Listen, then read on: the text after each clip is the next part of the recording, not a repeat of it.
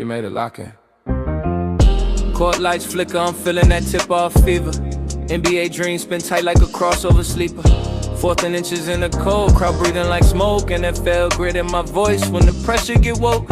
Engine scream through the night, that F1 razor. Lines cut clean, turn sharp like a hometown savior. NASCAR drift in my blood when the pace gets wild. I talk speed like a veteran, move calm like a smile. Legends born out of sweat, out of heartbreaks echo. I break plays down smooth, call the game like a maestro. Every lane that we touch, every story we show, this is where the truth runs. The NotBland Show. Fast, race, whole crowd froze. Big drives, deep shots, watch the moment explode. Every angle hit heavy with a champion's glow. Step into the kingdom, the NotBland Show.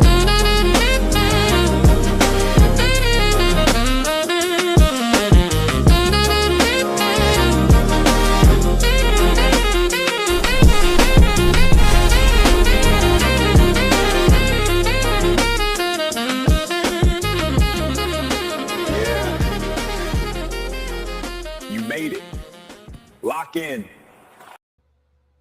You made it, ladies and gentlemen. Let's lock in to the NotBland Show. I want to thank the 300 subscribers that we have. We finally reached 300. So let's push this thing even further. Let's get ourselves to 500. Let's see if we can do that. It would definitely help out for sponsorship. But you know what? We have a great sponsor, and that's Drag Race Bracket Bonanza. What a weekend. I was able to win in Kira Sage's league, and she gives out prizes. Like I'm sucking over here. Great stuff. So I'll tell you what that we'll see what that prize is when it shows up. But I was able to do pretty good in some of the leagues this weekend. Really had Angie Smith winning, and that stunk that she couldn't even get off the starting line. A stupid small part that breaks. Weird. Very weird. Go check out the Matt Smith interview over there on the Power Hour after this. I want to thank everybody who helps us. VTR and Sports, powered by ESPN Radio. Want to thank them for all they do for us and housing our content, our Sports Journey content that you can find there and on sportsjourney.com. I also want to thank Drag Race Reference, where we get all of our stats from, and everything Nitro. We have Chris King on the show. And we're going to talk to him about that hair-raising moment that he had. But what an overall good weekend for that team. Assembling, first race, go out there, made some pretty good laps, and then goes out there in first round. And he kept Jack Beckman honest, because I had a gut feeling that Chris was going to be part of the upset specials during the first round. It's just kind of one of those things that happens, especially during this weekend. I really thought there were going to be some upsets, and we had those. And I thought Chris was going to be one of those that was just going to keep him honest, and it was going to be some wisping and too much power, and he was going to drive around him. But either way, what a good weekend for them. And we're going to talk to Chris all about it right after our commercial break. If you don't know, it is the week of the major moments, and it is Pro Stock Motorcycle major moments. So we'll talk about that. We'll show you the list right here. We'll show it again a little later in the show, but make sure you guys begin to fill that out. There are a lot of great moments that are posted, and it's going to be a tough bracket to fill out. We'll talk all about it later on in the show. Go to commercial, and right after this commercial, we'll talk to Chris King. Drag racing fans, check out Drag Race Bracket Bonanza. It's the free, family-friendly fantasy bracket game. Now, after final qualifying at every national event, you can fill out your bracket for all the pro classes. It's free, easy to click on your picks. If you need some help, just hit the randomizer button to fill in the blanks. It's for fun, stay engaged, and pick your winners today.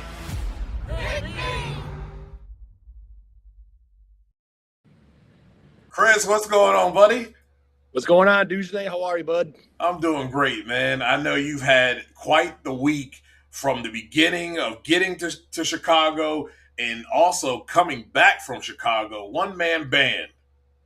Yeah, it's hard. You know, there's a lot on my plate. Getting the car, the and the team and everybody to the track, but I got a great team once we get to the track, and man, I couldn't do it without them. But yeah, it was a great week, and we're happy. I'm glad to be talking to you. Yeah. I thought you guys had a great weekend to come out and be the first race for you guys to assemble, and in Q1 you go out there, run a 4:14 with a 2. Like, hey, that is darn good coming out of the box there. You guys had to feel good about that first qualifying pass. Definitely, I believe, if I'm correct, a better start this time than it was last time when you had your first start. Yeah, for sure. We had a few issues with the car last year because we put a whole new fuel system on there and we don't get the tests. So we were chasing fuel curves and trying to figure out our tune-up without blowing it up every run. So last year we struggled, but we did get the performance back. And then pulling into Joliet this year, we knew we had a car underneath us. But, it had been 6.5 months since I was behind the seat. I had a little bit of the jitters, and, we didn't know what it was going to do. But we had a good tune-up on there. It went out, and it moved. I mean, from 60 foot to 330, it was pulling. The videos you guys can watch, it had the front wheels hiked up in the air. It got real loose, and it was dancing around. I had to pedal it a little bit to calm it down, and then it knocked a hole out. But that thing would have been a 08, 07 run if I wouldn't have had to pedal it and knock the hole out. But we got back to the pit, and I'm like, whoa, that was a handful. And Bob was like, good job. The wheels were in the air. We're going to put some weight on it. We're going to stretch the clutch out, do things like this. But, that was a good pass, and it was fun.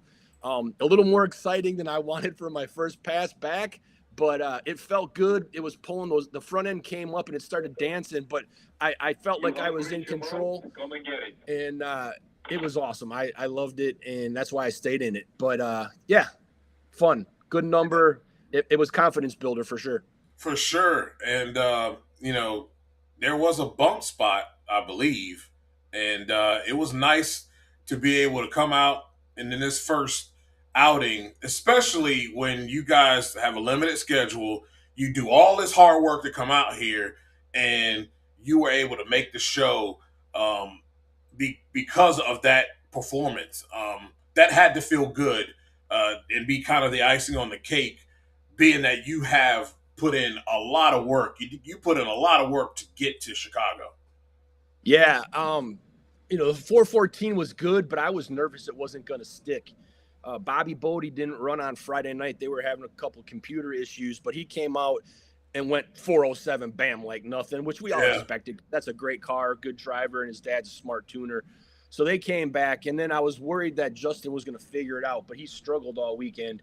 And I knew I wanted to go faster, but we were plagued by tire shake and aggressiveness down low. The car was just an animal. No matter what Bob was doing, it blew the tires off, it rattled, and then broke a throttle cable. And then the Q4 that everybody's talking about, that was one hell of a thing. But at that point, I knew I was in the show. We could have pulled out, but we didn't. We wanted to put a show on for the fans. And I heard the announcers, and Schriefer ran right in front of me. So I knew we were in the show. And that was a huge, relief. Not to sound like a dick, but I saw the number come up and I knew we were in it. It was just it took pressure off me to not have to get this car down the track if something bad happened. And lo and behold, it gave me a hell of a ride in Q4. Yeah, man. That was I think everybody was nervous. I was watching that. I was like, we can't have this happen. He doesn't have another body. It's his first time out. We can't have this. But what a hell of a driving job, dude. Yeah, thank you. I appreciate it. I pulled around the top end, got out of the car. There was 10 people ran over to my car, and their eyes were all big. And they're like, dude, holy, everybody's like, oh, what a save. That was impressive.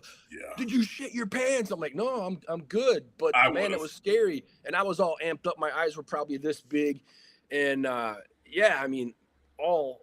all the top end people were there and just telling me about it. And we saw it, man. We thought this and we thought that. I'm like, well, it was close, but I saved it. So I was proud. And I think I even said something about, you guys watch from afar. but now they won't question if I'm a funny car driver, you know? Right. I think I handled it pretty well. You did. You did. You know, the runs that you guys had, this car, you are 100% right about this car being angry down low. I mean, you had two 903 60 feet. And I'm like, if it could have held on, what could have been? Those are great numbers on the back half. I mean, and you can see in the first round that you kind of backed it off a little bit. It was 920 to 60 feet. You were trying to get that thing down the racetrack and kept Jack honest, man. Like I said, I knew there was going to be some upsets of the day, and I kind of had a gut feeling that you guys would be in the running to do that because they're just making so much horsepower and so much variation in, conditions over that period. And it coming into Sunday, I felt like was going to play right into your hands. But it was really cool to see you guys go down there and, make Jack earn it. Yeah, for sure. Me and Beckman are good friends. And I had that same feeling. I'm like, this is my day. This is going to work out. I had a feeling just like you. They were going to overpower the track, smoke the tires, which they did in E2, But, I was very confident, and we had parts ready to go up to the semifinals. Then we ran out. But we were good to go. I was hoping I did everything I could as a driver. But like you mentioned, the 903 60 foot, which is pretty darn good. But Guido and Bob were looking at the computer on Saturday night, trying to figure out the whole leaving hard thing. And Guido brought over a video, and he goes, that 903 is on paper. That car was faster than 903, and here's why. And he showed me. I took a little bit more of a chunk. I was trying to tickle the ball, but I took a bigger chunk than I wanted to. And he goes, this is why it's doing what it's doing. You think it's running 903. It's running 885. And he did the math real quick. Guido does all this stuff, and he's like, you're going faster and hitting it harder than you think you are. You just chunked it in too much. So they kind of told me as a driver, you want to tickle that bulb in qualifying. And I was trying. Right. My car is hard to be out of. It's an old Gen 1. But I'm still a younger driver, so I'm learning and doing things. But, they said on paper, if I had staged it a little shallower, that would have been sub 9, 60 foots. So when Bob got that information, him and Guido started talking about what to do. And then Bob made the final calls, and then he did it. And it slowed the 60 foot down a little bit, but at least the car went. It went down the track, and now we have a little bit more to tune off if we can calm it down, added some weight to the front, stretched the clutch out, played with the wheelie bar a little bit, and tire pressure. So there's quite a few changes that go on to get these things to respond, but it worked. And, we went out and it knocked a couple holes out again on the top end against Jack, which, it happens, right. But it's definitely going in the right direction. I don't want to complain, but my car's old. It's a welded chassis, so it doesn't slip like the slip tube chassis that they have nowadays. And I don't have kickstands on mine where when it launches, it hits the kickstand and helps set the car up. So that's all things Bob and I discussed about adding and changing and trying to update this old chassis to be more competitive because the car wants to go. It's old. It's good. It's going to haul ass. We just need to fix these things that we're finding every time that we're hitting it, Yeah. And we'll get there. We're fixing it up, and hopefully we don't run out of money and time, and we'll have it ready to rip in Norwalk. Were you guys shooting for a low 4 to 399? Is that what you guys were kind of trying to hit for? Yeah, so our goal for Q1 was like a 07, 08, and it was right on path to do that until it knocked the hole out when I pedaled it. And then, we were trying to run low 4.0s, and the way this car's been, it's been really surprising to Bob. Whatever he asks it to do, it does, and then a little bit more. So if he puts a 410, it was going 408. If he put a 405, it went 403. That's the kind of stuff that this thing. It's just always been just a tick better than what Bob expects out of it, and it's a good old car.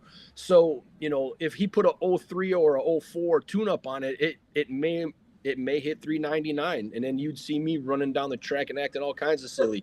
because that's an accomplishment, man, especially for It a small is. guy like me to join the 3-second club. I would love to do it, but it's hard to do. It is. It is. Yeah. And I don't think people realize how hard it is. But what I think and when I looked at everything and you guys being able to get down there in the low fours, that's in this day and age, unless the conditions are absolutely superb, that's potential win right there. And I think, you guys continue to rinse and repeat that.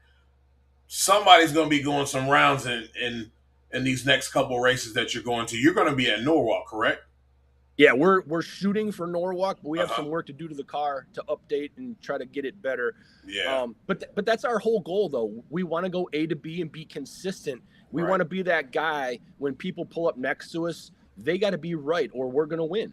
Right. And being a low 4.0 or a high 390 car, that's very capable of winning. And you saw the ETs in eliminations. Half the guys blew the tires off. Yep. And the winners, I think the fastest pass I saw in elimination was like a 97, if I recall.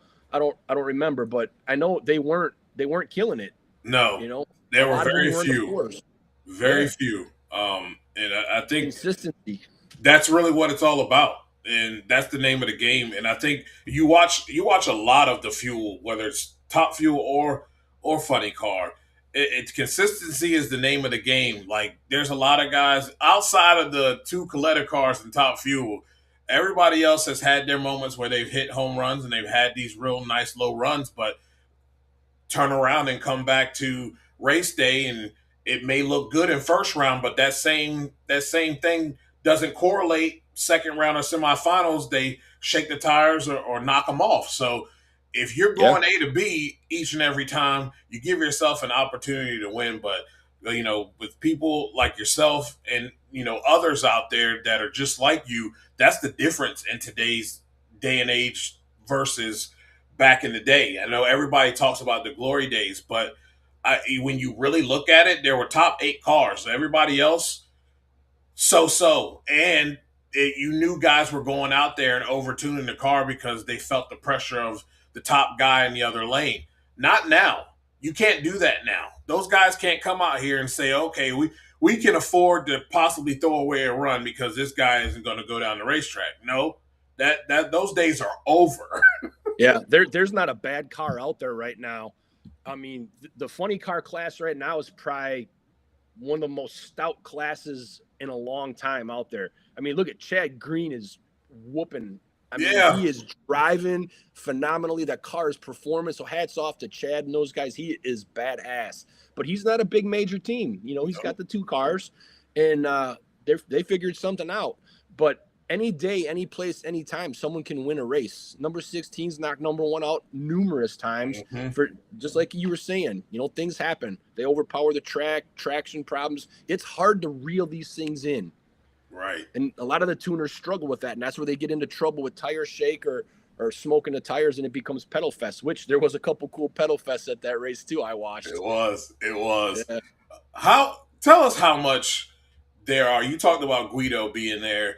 Tell us how much other outside help that you have at the racetrack that people are just willing to share knowledge and assist in helping you guys figure things out. So everybody knows my crew chief is Bob Peck. Bob's been around the sport probably 30 plus years, working for numerous people, and just knows everybody because of his roles at DSR. So Bob and Guido have had a good relationship because he was on the Napa car. He was also with Guido on Beckman's car. And, he's got a huge history with these guys. And I got a couple ex-Napa guys that are helping with my car that are no longer full-time crew guys. And we kind of have a good working relationship with them. We scrub tires and help their tire program. Yeah. So we'll run a couple scuffs for them. We'll run a couple sticker tires to get them to the sizes that Guido wants, because Guido's tuning window is like this narrow. I mean, you can even see between my fingers. Yeah. That's how narrow Guido's tuning, where my tuning window is about this big, because my car, if we miss it by a little, it still goes. So, right. that that works in my favor because I get tires I don't have to buy, and we can use them to our advantage because they have multiple sets that fit our tune-up needs. So if I need a sticky set or a new set, here you go, run these, and it's helping them out, which is kick ass. That's a really good deal. Moving on with that, Guido's always been a guy I could lean on for advice. Ron's been a guy that I've talked to several times about driving. You know, if I had this situation come up, you know, did I handle it right? What would you do? So Ron's been a really good, you know, being like a mentor and a coach, just like Beckman. I can talk to Jack about anything. I can call Fabrizi whenever, because if you guys didn't know, Fabrizi was a firefighter also. So me and him got that little bond. Yeah. And I think we talk more about old school firefighting days than we do about racing. So Tim's a good reach out, and, you know, Jack, the Napa team is solid. And then, you know, we can talk to anybody. I mean, you guys know Scoots that helps Krista Baldwin. Yeah. So Scoots and Bob talk about a lot of different stuff. And then Glenn Hauser, who is over on the Bluebird dragster now, always talk with Bob. So like Bob knows everybody, and, you know, everybody, from what I understand, is watching what we're doing for some reason. They're noticing, which is cool to me, because that means we're doing something right. Yeah. But we're trying to pride ourselves in having a car that performs, that does not oil down or blow up, and doesn't do anything stupid. So we look the part and try to represent the best we can when we're out there to show people that we belong. Right. And hopefully one day we'll be out there for every race. But without the help of all these guys trying to keep the sport going, I think it'd be very hard to do, especially on my financial restraints. So, you know, parts availability, the tires, the tuning aspects that just save my parts.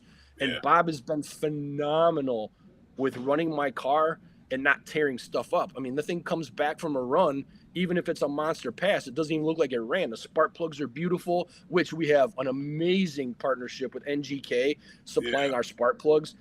Those things, man, do they perform. And we've been super impressed. No porcelain issues. I'm not knocking holes out very often, but when we do, it's usually because of tire slip, and that's the car being just an animal wanting to run its ass off.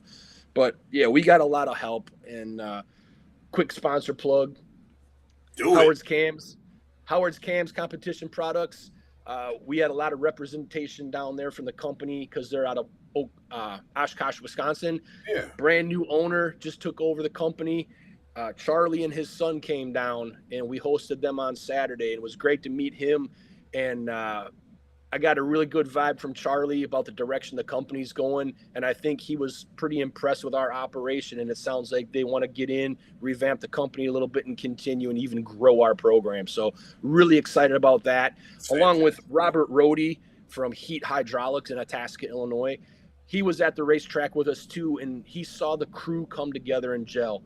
Bob brought in Jesse Freeman, who was an ex-Napa guy and also worked on Cruz's team, helps Lex Jr. I mean, he helps a lot of people out. But Jesse came in and was kind of like the mortar we were missing. And the crew, they just gelled. They hit every turnaround in plenty of time. We weren't scrambling.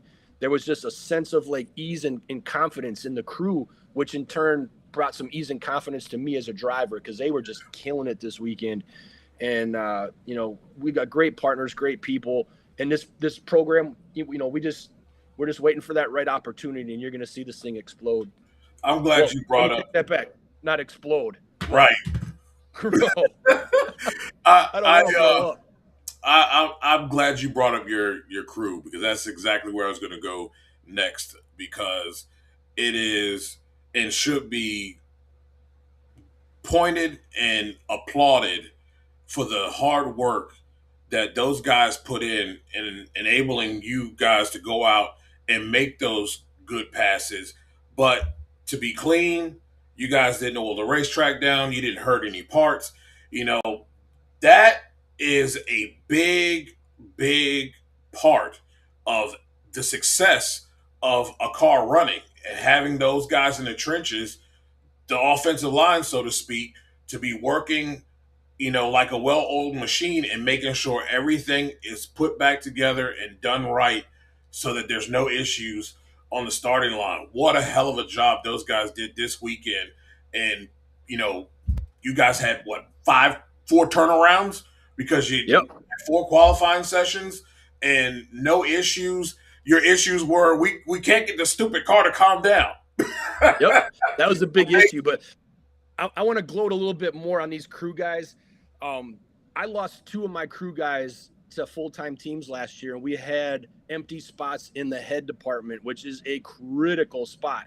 Right. You need good head guys. And that's where Jesse came in.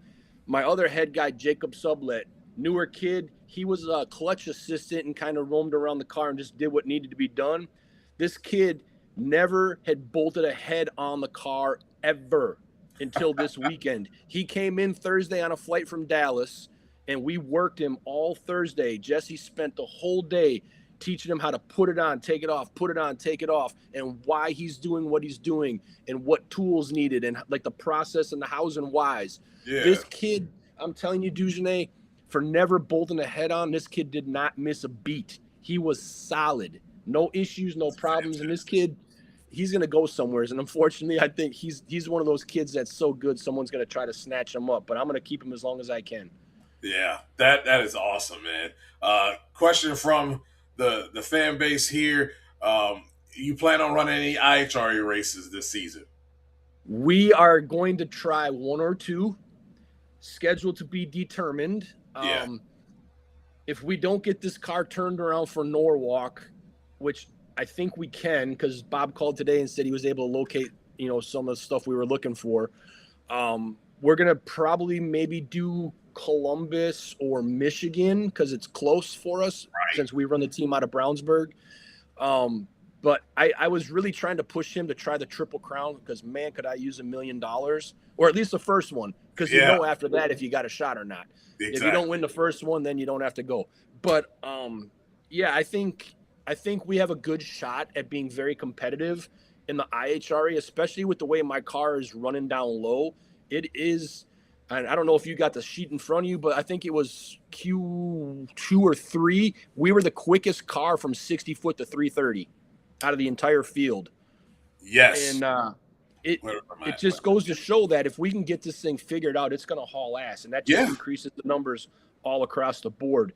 So, yeah, IHRA is definitely a possibility. Obviously, it's all funding pushed. If I have a sponsor or a situation comes up where someone says, hey, we'll give you this much money to go to this race, and that kind of changes the plans. So we're definitely open to changing our schedule, but as of right now, we're concentrating on Norwalk, Indy, the new US 131 in Dallas for the NHRA, and then possibly a couple IHRA, but we'll see how it goes. Right. I always say, and when I've talked to other people about it, the money that you get there, even just during qualifying, really can help a small team like yourself. I mean, I think of all of those individuals who race over there, and they're not the big budget teams, but those races really help. That money really helps continue to build your program, and the more you can get that type of money in your hands, the quicker you can get to where you want to be. Yep. And exactly. So I think that's awesome. Obviously, everything is about making sure you guys have everything that you need so you can go out and be effective and not tear things up. So I hope that is a possibility. But man, I'm looking forward to you guys hitting the track again soon because man, what you guys displayed this past weekend was really fun to watch. Yeah, we're trying. I would race every race if I could. Like my goal. And I know Bob just thinks I'm an idiot for wanting to do this, but I want to race full time. I want to chase Wallies. I want to chase championship points. And I want to make Chris King Racing a name. Right. I built this from nothing, like literally nothing. It's all been me working. It took me 40 years of working my rear end off to just attempt to race. And now that I'm getting here and we're doing pretty darn good, I hope it takes off. But I want to race. And like you said, the money is huge. That qualifying check, that's the biggest relief is knowing that I'm getting a qualifying check. When you don't qualify for the show, you get a little bit of money, but it hurts financially because I'm so severely in the red just getting to the race My credit card's maxed out. So when that qualifying check shows up, I'm able to pay that off and get ready for the next race. But now I got to buy parts and do this. So I'm already creeping it right back up. So I definitely play the numbers game and balance it the best I can. But sometimes I can't buy what I need to buy, or, Bob needs this and Bob needs that. So thank God, he'll front the money and take care of it. He goes, hey, I know you're good for it. I'll take care of it. Just pay me when you can. And, that kind of confidence and trust between my team and what we're doing just shows you how much they love it and how much they believe in it. Yeah. And, back to my crew guy, Bill Brazelton, I talked to him a couple times today. This guy lives and breathes Chris King Racing, and he's my bottom end guy. He's a big, bald guy, got a couple tattoos. You wouldn't want to mess with him in a bar, but he's got the biggest heart, and he's a huge teddy bear. This guy took a marketing class on his own and has been out trying to help search for money for the team because he wants to do this so bad. My whole team is like that. These guys are just so dedicated. We're all passionate racers, and we want to do it. It's just hard to break that ice and get in. But once you do, man, watch out, because we're going to be there and hopefully, be one of the big names everybody talks about. I'm just thankful people are talking about me now. It took me almost hitting the wall to do it, but here we are. Yeah, good stuff. Glad to hear that your sponsors are even looking more into, continuing to further this program. You guys keep going out, doing what you're doing, and it's being noticed. The way you conduct your business, it's clearly being noticed. Before you get out of here, what is your most memorable fire that you had to be on? Man, so you guys all know I've recently been promoted to lieutenant. So my role has changed at the firehouse. It's been about 1.5 years since I've been a lieutenant now. But I was assigned to Special Operations Heavy Rescue Squad Company, which is kind of like the equivalent of the Navy SEALs of the military. We would do all the stuff that the normal firemen wouldn't do and see some pretty hairy things.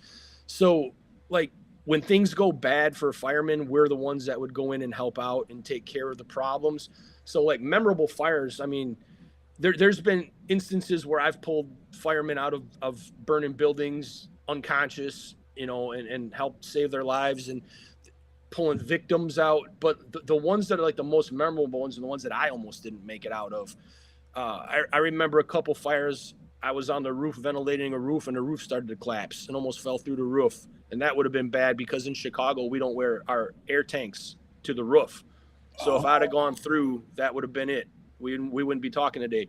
And then another fire, we were inside fighting, and my partner and I were talking, and I turned my head 1 second, took another step, and I started falling through the floor. And in a split second, he reached out and grabbed a hold of my harness and caught me. And if he wasn't there, I would have fallen from the first floor into the basement. And so that one was kind of a memorable one. We laugh about it today. In fact, I just saw him a little earlier today because now he's driving the battalion chief, and I'm working at a house in his district. So we saw each other earlier. Yeah.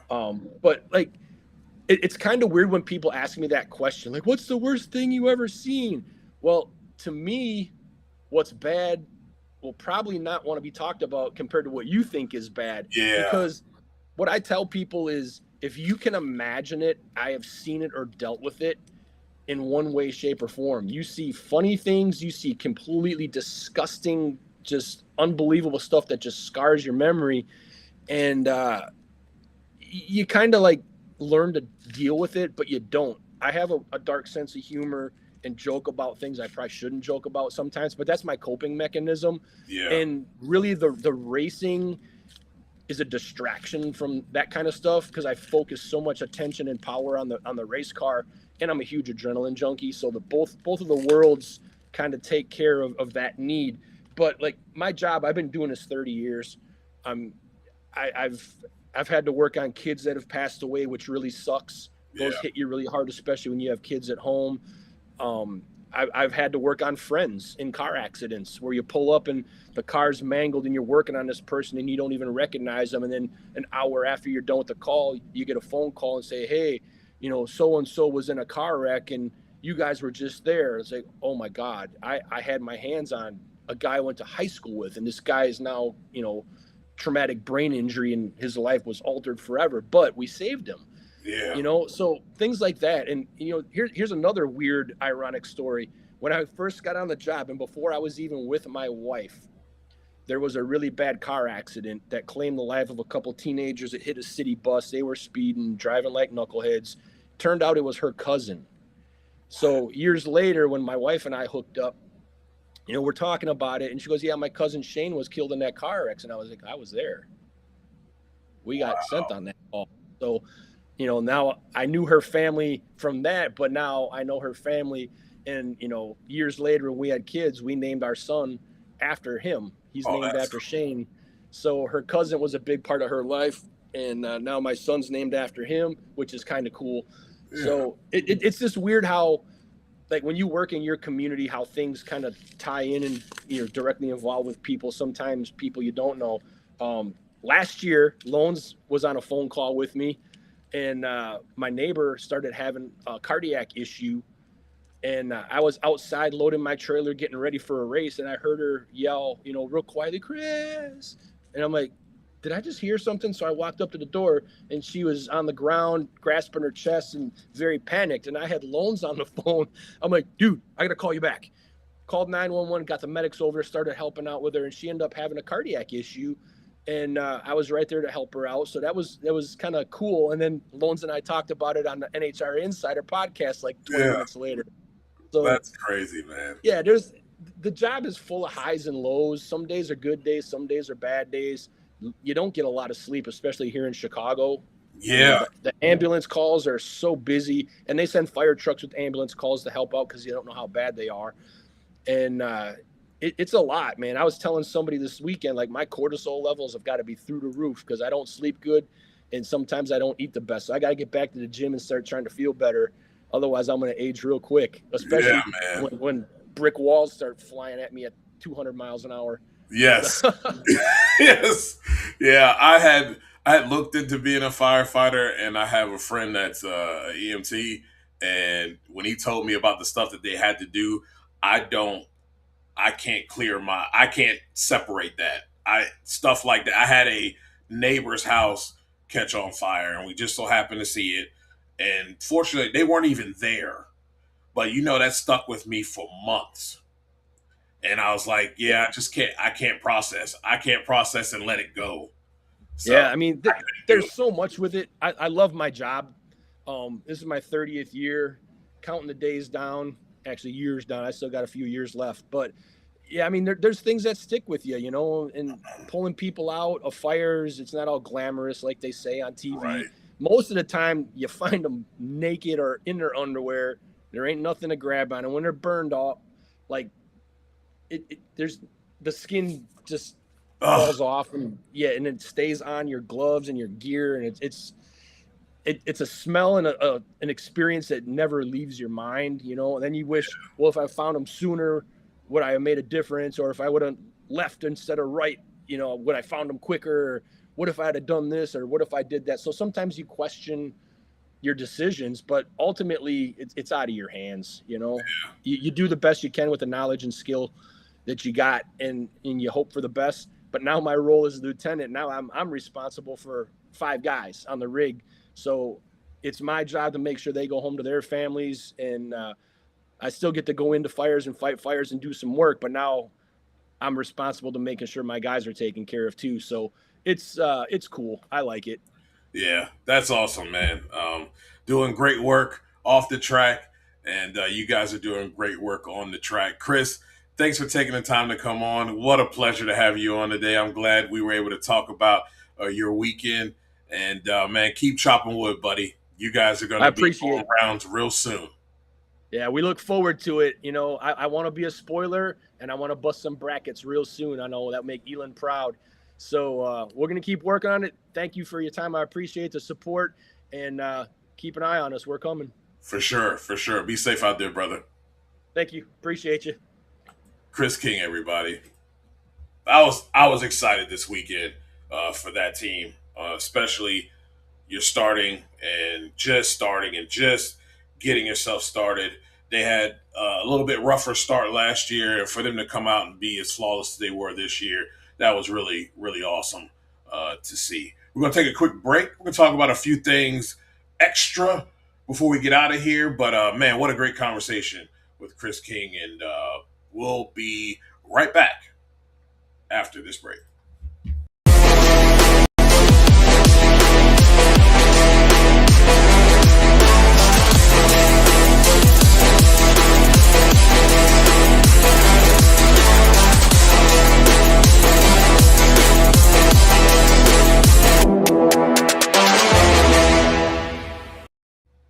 Talking Funny Cars with Buddy Hall will be back. I think it is at Indy when they will have their first show. We are looking to have Buddy Hall back, period.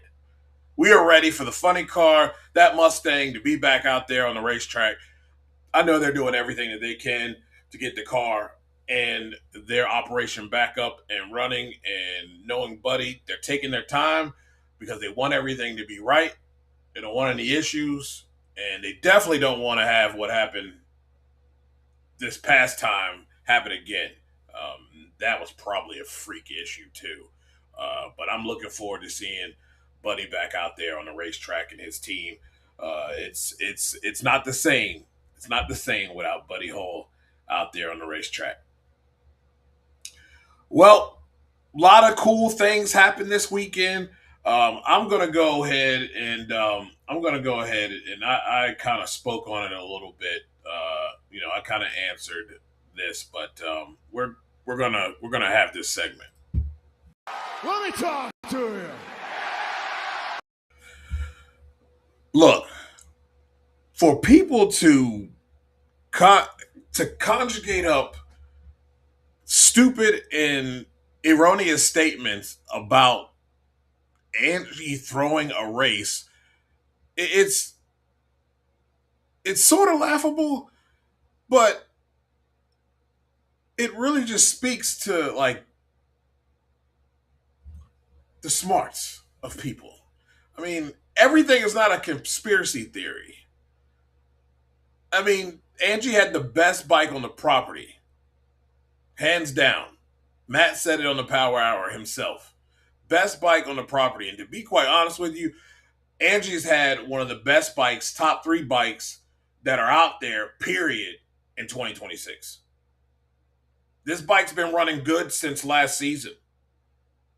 So to make that statement is ridiculous. Nobody wanted to win more than her. I guarantee you that. And I had her pick to win for my drag race bracket bonanza. And I had both Matt and Angie in the final. But I had a feeling that Angie was going to get the win. She's had the better bike than Matt. Consistently, I should say. Because he's run some numbers. Don't get me wrong. But she has consistently put up numbers. That bike is on a rinse and repeat deal. And please, y'all got to do better, man. Like, seriously. I mean, I'm willing to have some discussions on things.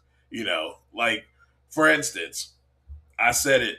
I felt like Matt Smith and MSR was a little nervous about coming out of the gates completely and running great 60 feet times and putting up numbers early in the season.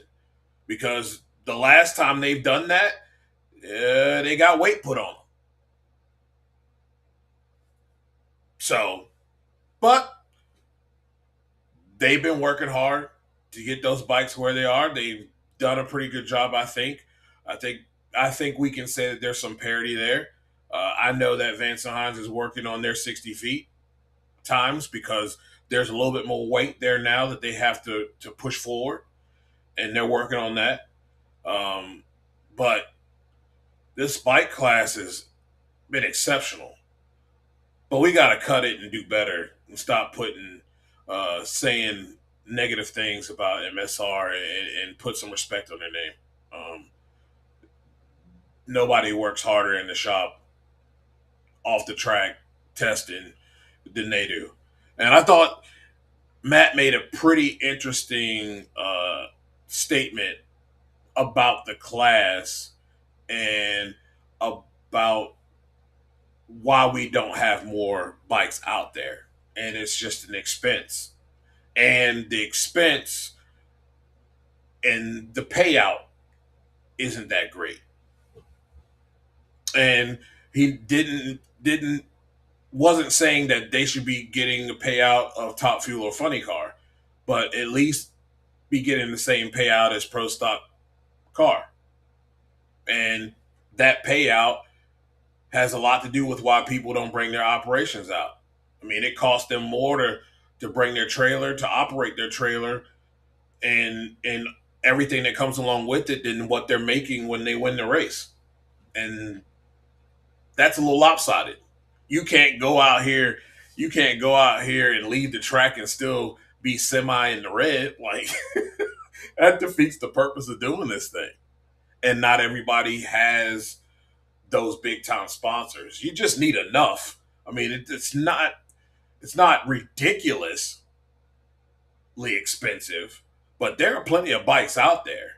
And then there comes the deal of, okay, I could probably run my bike, but I'm not even competitive because I don't have the extra funds to do all the things necessary to get that bike up to par so that I can compete. So those things matter. But come on, man. Y'all got to stop with that nonsense. Y'all really do. Says, I think this one was misplaced, but Matt has had this kind of drama before. He has, all the time. But it just comes a point where I'm just like, come on, man. Like, we doing way too much now. Drag Race Mayhem says, why would she throw a race when they gave out participation spots? It just shows our fan base doesn't understand the sport they follow. And I always say everything is a conspiracy when you don't understand it. Facts. That's a mic drop.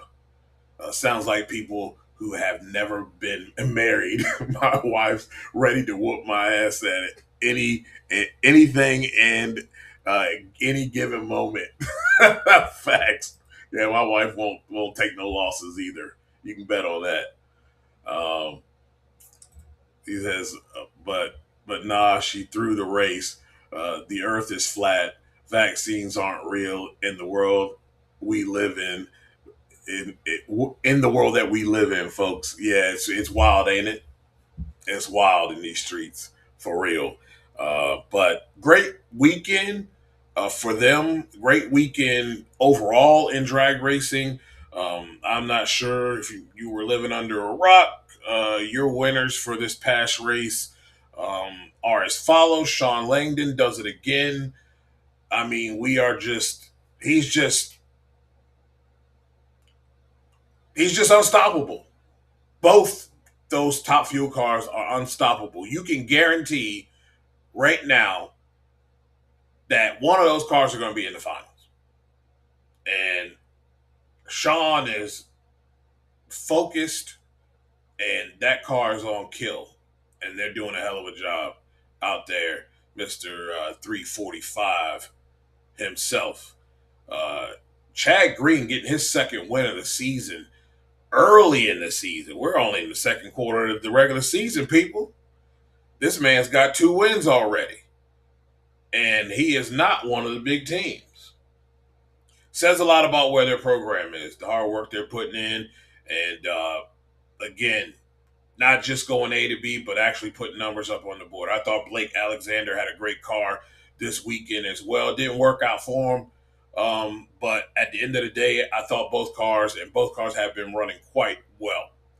Aaron Stanfield, hello, Elite Motorsports. They finally got in there, finally got themselves a W. I talked about it on the Power Hour, me and Lee, and like I said, I'm going to take a wait-and-see approach on that. We're going to see what transpires in Maryland and whether they can keep this thing going. What we do know is they have gotten close.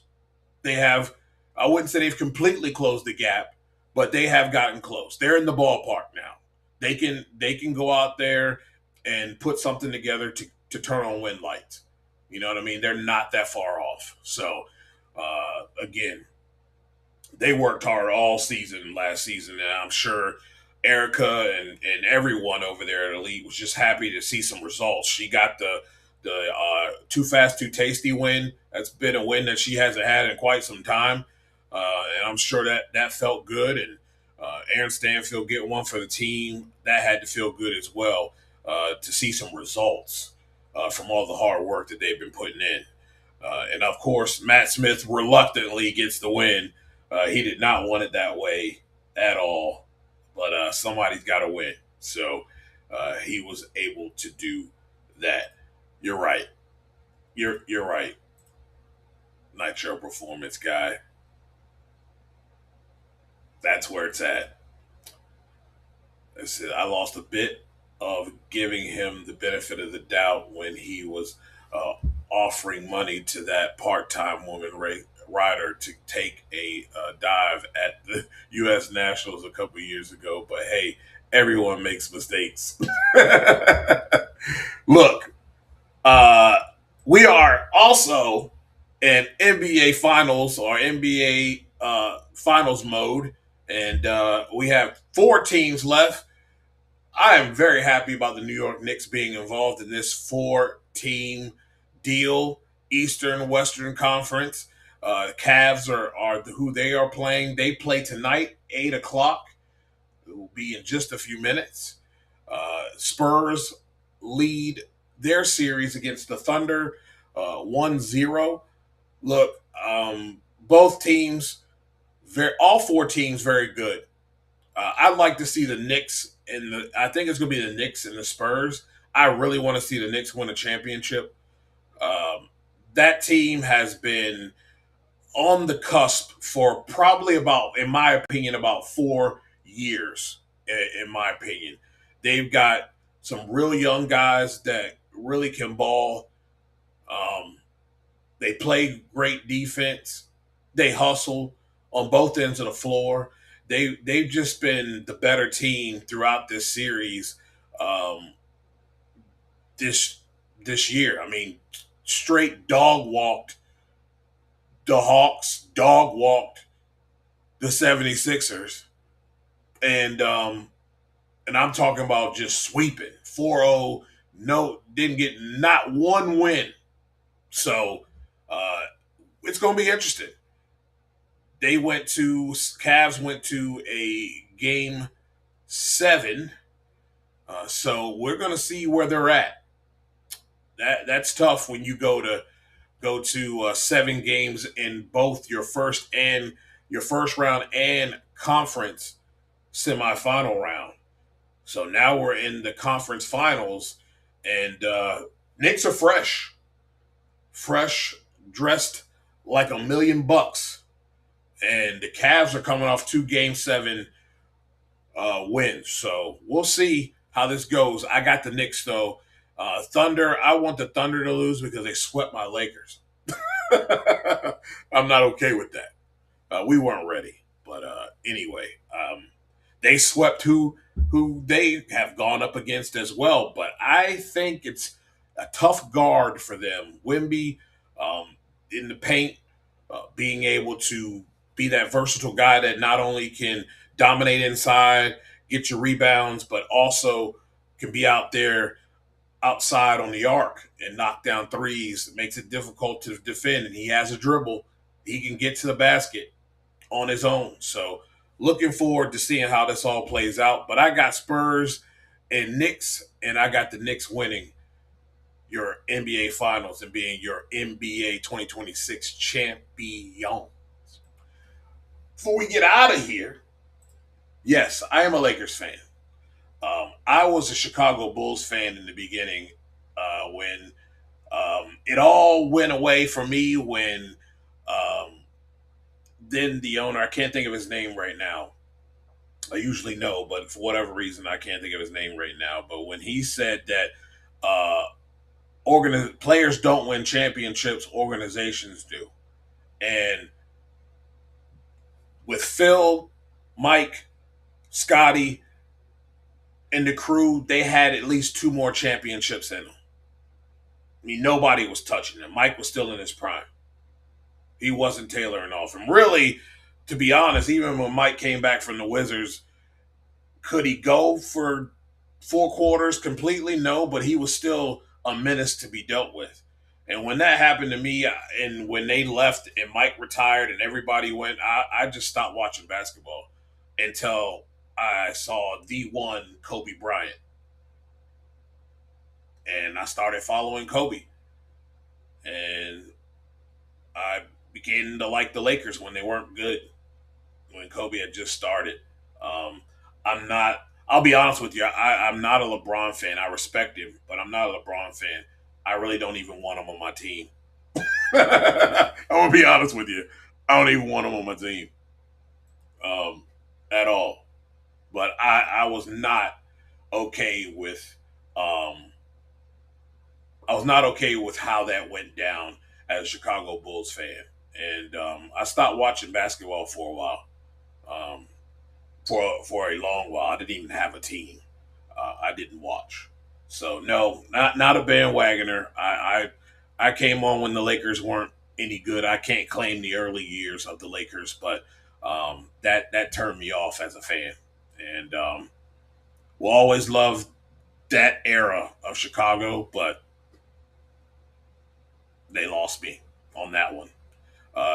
As far as basketball, always leaned the most to the Pacers, but don't watch as much as I used to. Always hate the Colts, though.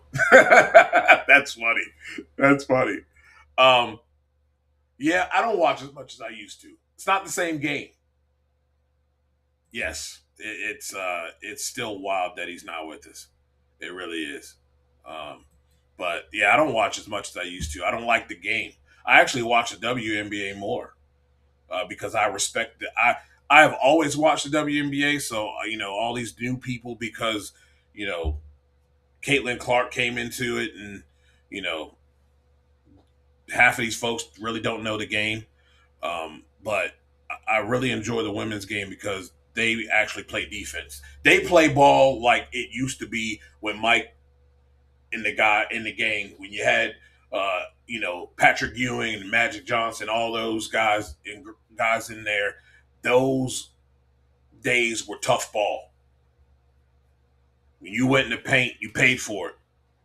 And that's how they play in WNBA. Great defense, great ball movement, and they have some good shooters. Thanks to people like Caitlin Clark that are coming in. They have personality. They have a little bit of swag with them as well. Asia and all the rest of the gang that's come in this new era. Yeah, it's good stuff. I'm a Mystics fan, so I'm glad they got my girl Lauren Betts from UCLA. That team was awesome. I was glad they got her. She's a tough center, so looking forward to seeing what they do this year. Yeah. I know everybody likes Caitlin. I respect it. She's a great shooter. She's a great shooter. But I don't respect the people who come in and then want to cry because Caitlin Clark is catching strays coming in the paint. That's been WNBA basketball since the beginning. It's a physical basketball game, and she's small. It looks bad because she's small, but nobody's targeting her. It's just that's the game. Yeah, she is the Grand Marshal for Sunday. Hopefully they get that thing off because I actually will watch. I don't always watch, but I will try to watch this weekend. So it's been 6 years, man. Yeah. No, I'm old. I'm old. But yeah, man. Great past week of racing. Unfortunately, we'll not have the Triple Crown. I know people are upset about that. Go watch the Power Hour. We talked about that. But overall, we're in a great place when it comes to racing and, sport. Pretty good stuff going on right now. So enjoy yourself. Take time and enjoy it. And again, do not forget, we have the Drag Race Bracket Bonanza Major Moments Pro Stock Motorcycle is on deck. The brackets are live. So they will be live from May 18th, which was yesterday, until the 29th, which I believe is next Friday. Or will it be next? Yeah, next Friday. So get your brackets in, pick your major moments, and get it dwindled down to what your number one major moment is. There's a lot of great moments within this bracket. It's going to be tough, especially if you're a little bit older and know a little bit of back history. Most of you guys are really good here, even though you're young. You know history. This one's going to be good. I think it's probably one of the best that they've put together this season. So we'll have that Pro Stock Motorcycle bracket, and then we'll have the Funny Car bracket right after that, June 29th through July 17th. So get in where you fit in. If you're not a part of the whole thing, let's get it going. Go to dragracebracketbonanza.com, sign up today, and get involved. You win free prizes for playing a free game. Come on, bruh. Where they do that at? Well, that brings us to it. Well, thank Chris King for taking the time to come on and talk about his past weekend. It was really fun chatting with him about the emotions of the weekend and the work that they put in. Really special. Hope you guys have a great rest of the week. Be safe out there. And until next time, we'll see you. Like a crossover sleeper, 4 inches in the cold. Crowd breathing like smoke, and it felt great in my voice when the pressure gets woke. Engine scream through the night. That F1 razor lines cut clean, turn sharp like a hometown savior. NASCAR drift in my blood when the pace get wild. I talk speed like a veteran, move calm like a smile. Legends born out of sweat, out of heartbreaks echo. I break plays down smooth, call the game like a maestro. Every lane that we touch, every story we show, this is where the truth runs. The NotBland Show. Fast lanes, fast breaks, whole crowd froze. Big drives, deep shots, watch a moment explode. Every angle hit heavy with the champions glow. Step into the kingdom, the NotBland Show. Fast lanes, fast breaks, whole crowd froze. Big drives, deep shots, watch the moment explode. Every angle hit heavy with the champions glow. Step into the kingdom, the NotBland Show.